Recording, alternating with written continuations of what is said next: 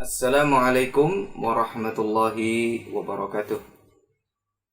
Alhamdulillahi wa kafa, wassalatu wassalamu ala rasulina al-mustafa wa ala alihi wa ashabihi wa man ittaba'al huda, amma ba'd. Saudara-saudara sekalian, ikhwah serta akhwat yang dirahmati oleh Allah Azza wa Jalla, marilah kita selalu memanjatkan kesyukuran kita kepada Allah atas segala kenikmatan yang telah diberikan kepada kita. Kenikmatan iman, kenikmatan Islam, yang sampai saat ini alhamdulillah kita tetap berada di atas keimanan dan keislaman yang selalu kita pegang tiap hari agama yang mulia ini. Ini adalah sebuah kenikmatan yang tidak ada bandingannya dengan kenikmatan-kenikmatan yang lain. Dan juga kenikmatan kesehatan, kenikmatan kekuatan fisik, sehingga kita bisa melakukan semua aktivitas. Dan kita pun dengan kedua kenikmatan itu mendapatkan kebaikan dunia dan juga mendapatkan kebaikan akhirat. Ikhwah dan akhwat yang dimuliakan oleh Allah Ta'ala, sahabat Nabi SAW yang akan kita bicarakan saat ini adalah salah seorang sahabat Nabi SAW yang bernama Abdullah ibnu Zubair. Abdullah ibnu Zubair atau Abdullah bin Zubair, begitu kalau kita sebut. Abdullah bin Zubair adalah seorang sahabat Nabi SAW yang amat mulia, as-sahabiyyu al-jalil, sahabat Nabi SAW yang amat mulia. Beliau memiliki kisah yang mana pada saat Rasul SAW mengizinkan kaum muslimin untuk berhijrah, maka berhijrahlah ibunya yang bernama Asma binti Abu Bakar. Ya, nama ibunya adalah Asma binti Abu Bakar. Ketika Asma binti Abu Bakar ini berangkat ke Madinah dalam kondisi hamil, yang beliau kandung adalah yang sedang kita bicarakan saat ini, yaitu Abdullah bin Zubair. Ayahnya adalah sahabat Nabi SAW yang amat terkenal juga, yang amat pemberani, yaitu Az-Zubair ibn Awam atau Zubair bin Awam. Kakeknya adalah sahabat Nabi SAW yang mulia. Kalau ibunya Asma binti Abu Bakar, berarti kakeknya adalah Abu Bakar. Ikhwah serta akhwat, saudara sekalian yang dirahmati oleh Allah Ta'ala, ketika ibunya Asma binti Abu Bakar sampai di kota Madinah dalam kondisi hamil, dan kita tahu perjalanannya begitu berat. Kita yang pernah umrah ya, ikhwah atau akhwat semuanya yang pernah umrah, ya, pernah mengalami perjalanan dari Mekah ke Madinah, ya, atau sebaliknya Madinah ke Mekah. Kalau kita pakai bus ya, itu kurang lebih perjalanannya sekitar 6 jam pakai bus. Dan kita sudah tahu sendiri kecepatan di Saudi karena jalanan lengang, nggak seperti di kita. Kalau di kita kan tol itu juga masih macet. Di sana tidak. Ya, jalannya itu jalan biasa, tidak ada keistimewaan jalan tol atau yang lainnya, tapi semuanya jalannya adalah itu jalannya. Jalannya luas di tengah padang pasir, tidak banyak kendaraan, sehingga kecepatannya tinggi di atas 100. Itu masih 6 jam. Kemudian kalau kita lihat di sekeliling kita, lihat kanan, lihat kiri, semuanya adalah padang pasir yang terhampar begitu luas. Tidak seperti di kita, kalau kita jalan, ya, kita melihat di sana ada pohon, di sana ada bangunan, ya. Kemudian kita melihat kadang di pinggir tol itu sawah yang begitu luas hijau. Di sana tidak, yang dilihat adalah pasir, ya. Kalau lagi panas adalah sampai bisa kelihatan. Kalau kita melihat pakai mata itu sampai mata nggak kuat, ya. Saking panasnya itu di mata itu, silaunya nggak kuat gitu. Kemudian batu yang begitu keras. Itu ketika kita naik bis itu kita melihat seperti itu. Cuman kita nggak terasa ya, karena di dalam bis itu ber-AC. Kita bayangkan saat para sahabat hijrah termasuk ibunya Abdullah bin Zubair ini, Asma binti Abu Bakar, dalam kondisi hamil. Hamilnya hamil tua. Karena setibanya di Madinah, Asma binti Abu Bakar melahirkan Zubair, melahirkan Abdullah bin Zubair. Masya Allah. Bahkan ibunya sendiri, Asma binti Abu Bakar ini juga, kalau boleh kita sebut dengan pahlawan, beliau adalah pahlawan wanita. Karena beliaulah yang membantu pada saat Rasul Shallallahu Alaihi Wasallam hijrah ke Madinah yang ditemani ayah sendiri, Abu Bakar. Ya. Yang mana mereka berdua hijrahnya adalah sembunyi-sembunyi dari kejaran orang kafir Quraisy sampai berhenti bersembunyi di sebuah gua. Ya. Di sebuah gua. Ya. Kemudian apabila orang-orang kafir Quraisy itu melihat ke bawah, pasti akan melihat Rasul dan Abu Bakar. Goanya bukan goa yang kita bayangkan dalam gitu, enggak. Goa yang sekedar untuk bisa duduk. Gitu. Nah, disitulah peran Asma binti Abu Bakar. Membantu mengantarkan air minum, mengantarkan makanan. Dia membawa bejana air itu dengan sabuknya yang dia belah, sehingga disebut dengan Dzatun Nitaqain, seorang wanita yang memiliki 2 sabuk. Perempuan. Ya, kalau laki mungkin ya. Kalau laki-laki mungkin keberaniannya, ya namanya laki-laki. Tapi ada seorang perempuan sendirian di tengah-tengah situasi yang amat genting. Bisa aja orang kafir Quraisy curiga kepada Asma. Ini nih menemui orang tuanya gitu kan. Karena Rasul pada saat itu hijrah bersama ayahnya.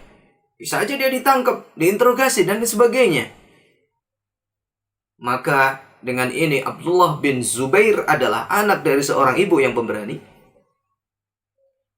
dari ayah yang pemberani. Ya, karena ayahnya dia adalah seorang panglima perang. Kemudian kakeknya adalah sahabat yang mulia sekaligus khalifah yang pertama, yaitu Abu Bakar. Dan dia punya nenek yang bernama Sofiyah bin Abdul Muttalib. Subhanallah. Nasabnya adalah nasab yang amat mulia dan memiliki kedekatan dengan Rasul sallallahu alaihi wasallam. Karena apa? Kakaknya kalau bukan kakaknya ya, bibinya, bibinya adalah Aisyah binti Abu Bakar. Bibinya adalah Aisyah binti Abu Bakar. Nama ibunya lah Asma binti Abu Bakar. Sedangkan Aisyah ini adalah saudarinya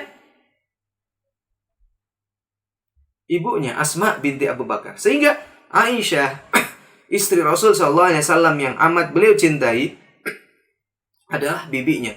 Sehingga Abdullah bin Zubair ini sering main ke rumah Rasul sallallahu alaihi wasallam menemui bibinya. Ya, dan termasuk keponakan Aisyah yang paling disayang oleh bibinya ini. Dan sekaligus karena sering bermain ke rumah Rasul sallallahu alaihi wasallam, dan pada saat itu adalah masih kecil ya. Oleh Rasul sallallahu alaihi wasallam sering diajak main. Ikhwah serta akhwat yang dirahmati oleh Allah Azza wa Jalla. Jadi seiring dengan hijrahnya Rasul sallallahu alaihi wasallam, maka Abdullah bin Zubair lahir, maka otomatis ketika Rasul SAW meninggal, usia Abdullah bin Zubair adalah 10 tahun. Tapi jangan salah, Abdullah bin Zubair masa-masa Rasul SAW sebelum meninggal dunia adalah seorang sosok yang memang usianya masih belia. Sekitar ya, kalau Rasul meninggalkan 10 tahun.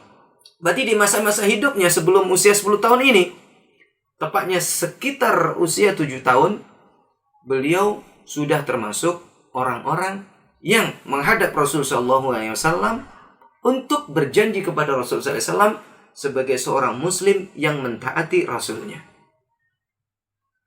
Kemudian dia ingin mempersembahkan dirinya untuk selalu beribadah kepada Allah. Dan itu pun terbukti. Abdullah bin Zubair yang masih muda belia, dia adalah seorang sosok dari sisi fisiknya adalah masih kecil, masih kanak-kanak.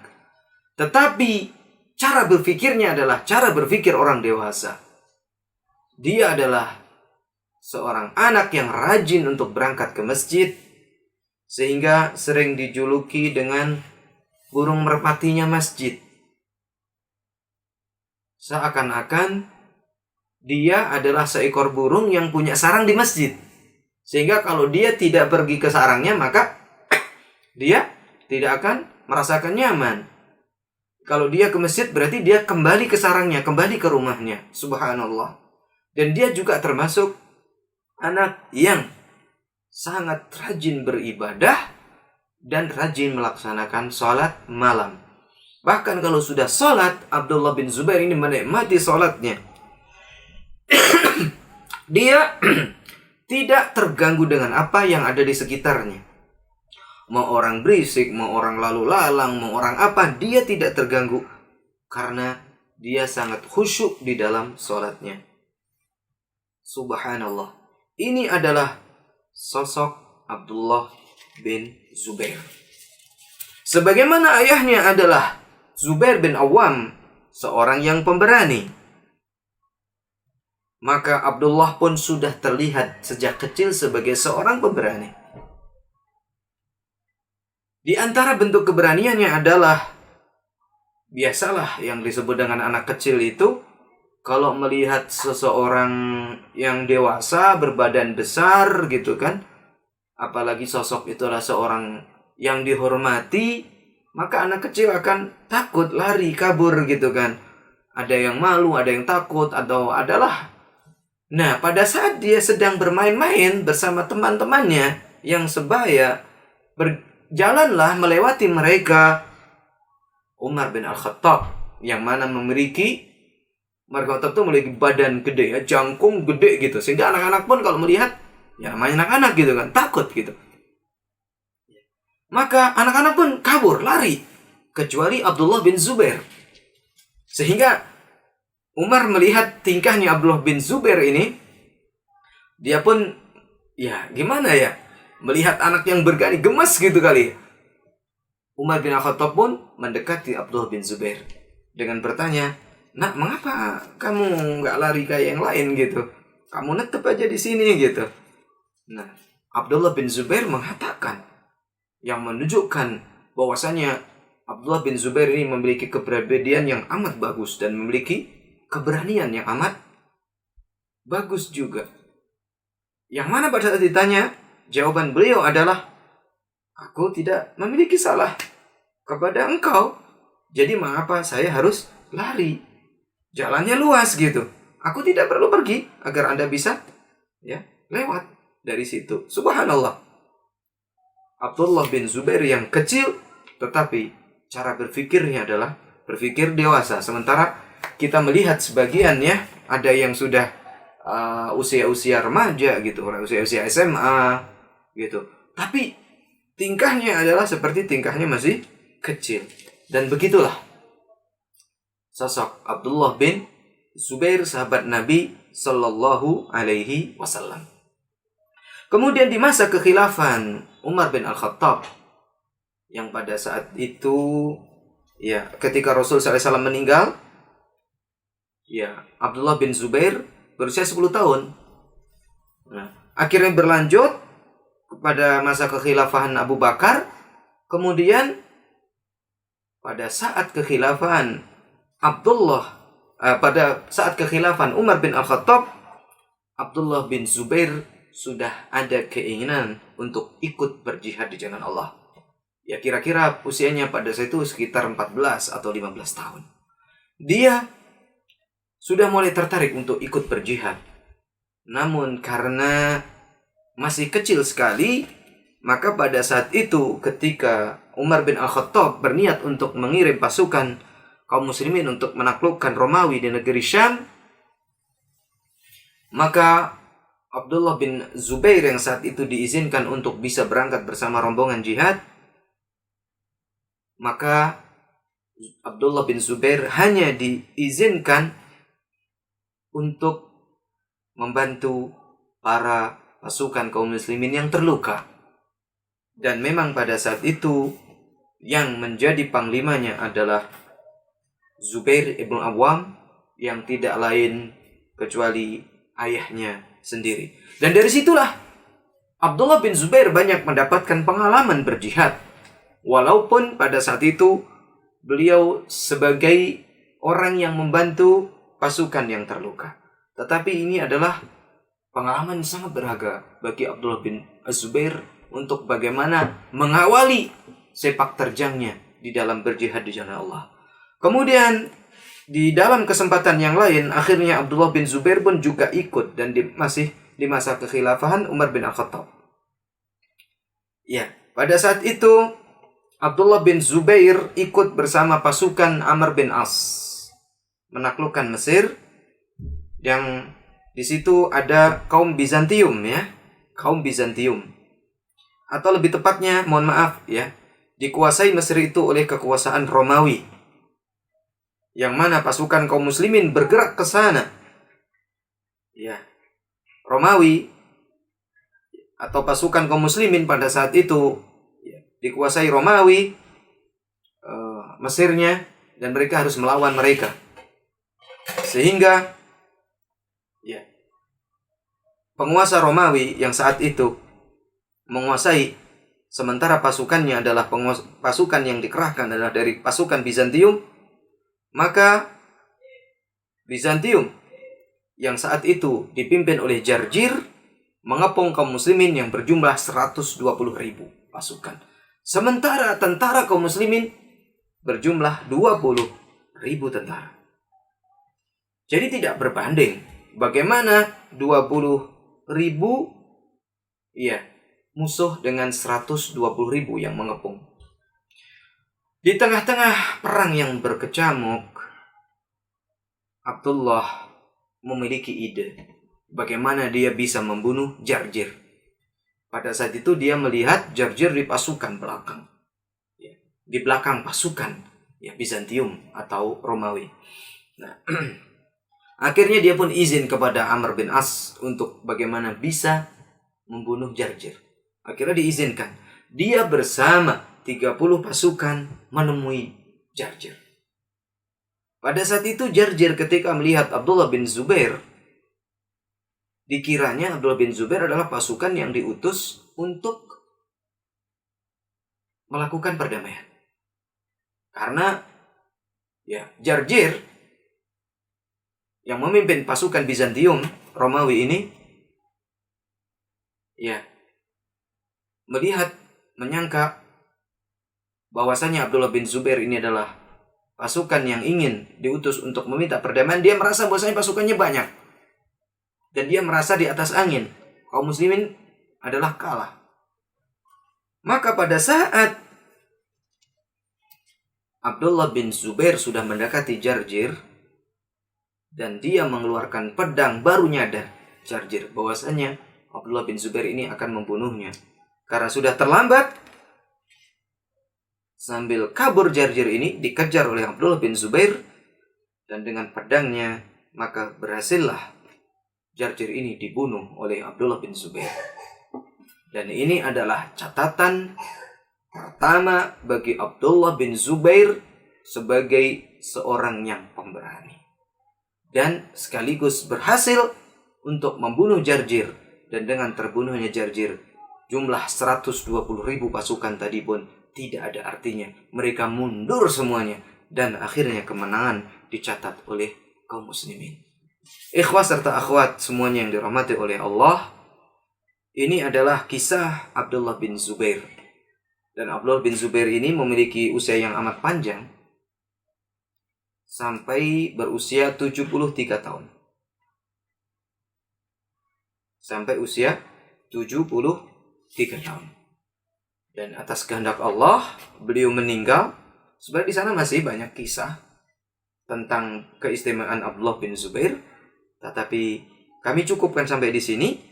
Dan beliau meninggalnya bukan di medan perang, tapi pada saat itu ada masjid yang roboh. Dan beliau atas takdir Allah terkena reruntuhan karena salah satu menara reruntuhan dari menara masjid yang roboh tersebut. Demikianlah ikhwah dan akhwat yang dimuliakan oleh Allah. Semoga kita bisa mengambil hikmahnya, kita bisa mengambil pelajarannya dengan apa yang telah kita sampaikan dari kisah Abdullah bin Zubair, seorang pemuda yang berani, seorang pemuda yang bertakwa, seorang pemuda yang ahli ibadah, dan seorang pemuda yang memiliki keistimewaan-keistimewaan yang lain yang barangkali kalau nanti ada waktu mungkin kita bisa sebutkan sambil bisa memberikan kisah-kisah yang lain tentu dengan sahabat-sahabat Nabi yang lainnya. Sallallahu ala nabiyyina Muhammadin wa ala alihi wa ashabihi ajma'in wa akhiru da'wana anil hamdulillahi rabbil alamin. Wassalamualaikum warahmatullahi wabarakatuh.